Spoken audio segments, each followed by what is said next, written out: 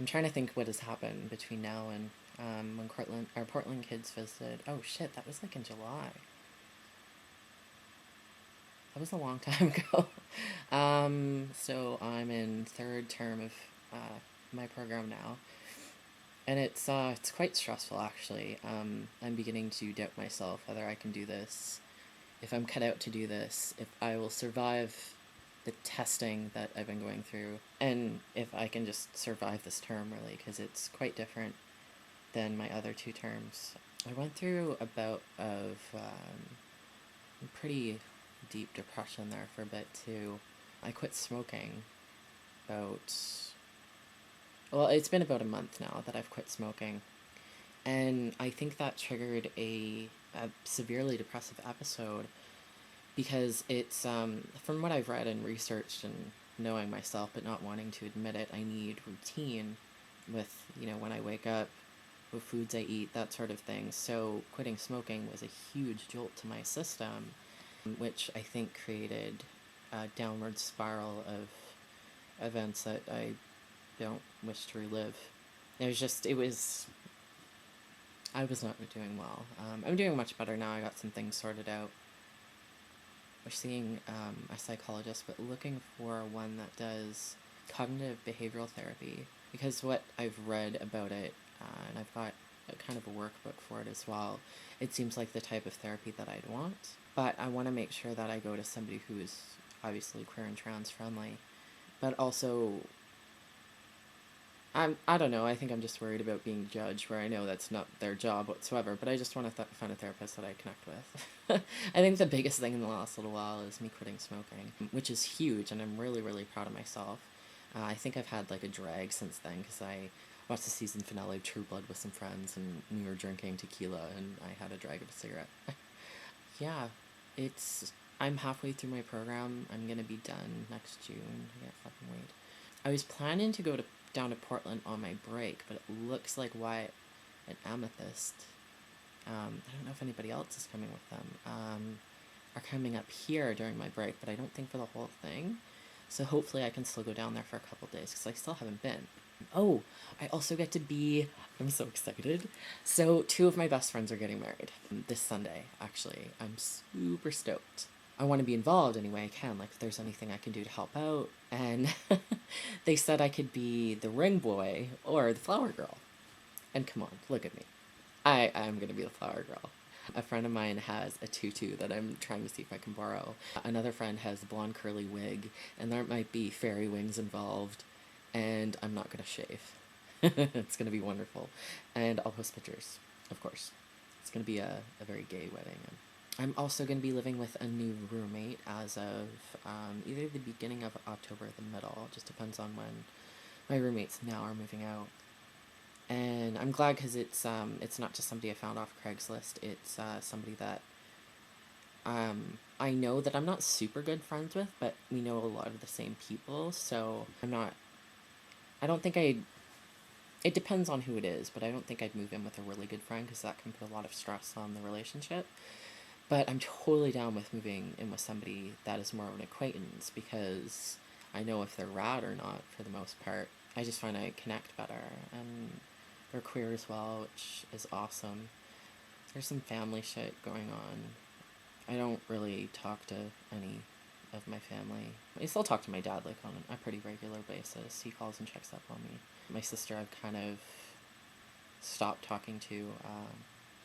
She's been making some very transphobic comments and generally disrespecting me and using improper language for my body that I've asked her not to use. And basically, we end up talking about trans issues whenever we talk.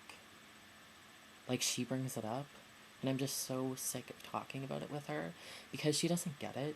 And that's fine. I told her she doesn't have to get it, but she does have to respect me, and there's none whatsoever. Saying you're supportive is not being supportive. It's just kind of frustrating. But whatever, what can you do, right? I'm used to hanging around people that are responsible, for the most part, for their language. They don't use words like that's so gay or that's so retarded or something like that because it's offensive. Now, given not everybody knows that those things are offensive, so if it does come up in conversation, that person is usually gently reminded that, perhaps that kind of language shouldn't be used because it's offensive and it's not really appropriate to use that kind of language in mixed company. Well, there was even a friend of mine at school that was saying that's okay, and I took her aside and just kind of had a conversation with her because, you know, she knows that I'm queer, and she is a person that I could talk to and be like, hey, and it's the normal, oh, that's not what I mean, and yeah, I understand that's not what you mean. I know you're not directly trying to be derogatory. It's still the same word, and I think it's just like getting people to think about that, but it's retarded is still used quite a bit, and it really bothers me. I don't think that people. I'm worried about becoming like the PC police or something because somebody made that comment to me once. And it's not about policing people's behavior, like whatsoever, because I think it's the biggest thing is I just want people to realize what they're saying and that they might be offending somebody.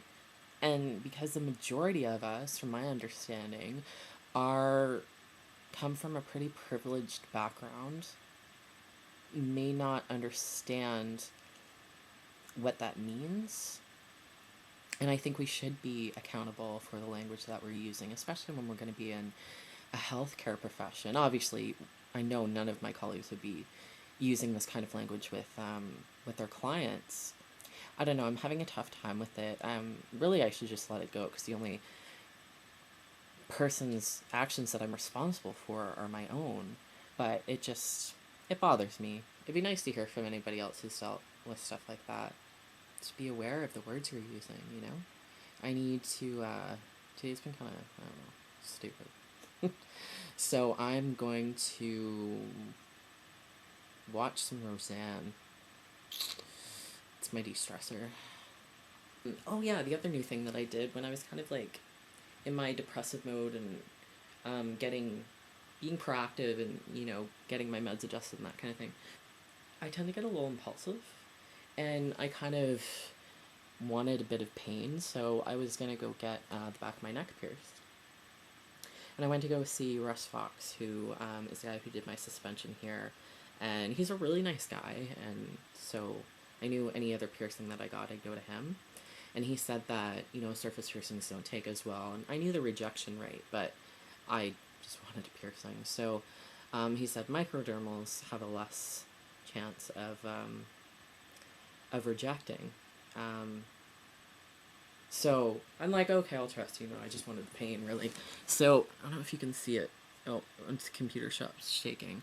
I have microdermal right there. And I totally love it, but it didn't hurt, like, at all. It was like nothing. Because for anybody who doesn't know, what they do, I'd draw this if I could on here. I should have like a little whiteboard so I can draw how this, because it's just in my skin, right? There's no exit point, because it's like a disc. If you imagine my hand, if I can get it in frame properly, is a disc. And then there's a perpendicular bar, and then there's like another longer disc that goes transdermally, so it like sits in my skin, basically. So to do that, they take a dermal punch, which is like a circular scalpel, and like cookie cutter a piece of the skin away, like big enough to fit like that disc in. And then with a taper, which is like a blunt tool, he makes a little pocket and then like plunks it in, basically, and then it heals around that perpendicular post. And then you have this. And to get it out, I'd go back to the piercer and he basically, I think, make a small incision and get it out, I think. But anyways, yeah, so I'm expecting the dermal punch to hurt a bit. It's fucking nothing. It was over in like 2 seconds. I felt I was kind of ripped off. Well, not really, I like it, but I kind of want to get more along my clavicle, or get some skin removal done. I've seen some people that have skin removal done along their clavicle in like circles. I think it looks really awesome, but anyways, enough talk about that because I don't have the money to do that. I didn't have the money to do this, but I did anyway. Alright, hope everybody is well. Bye.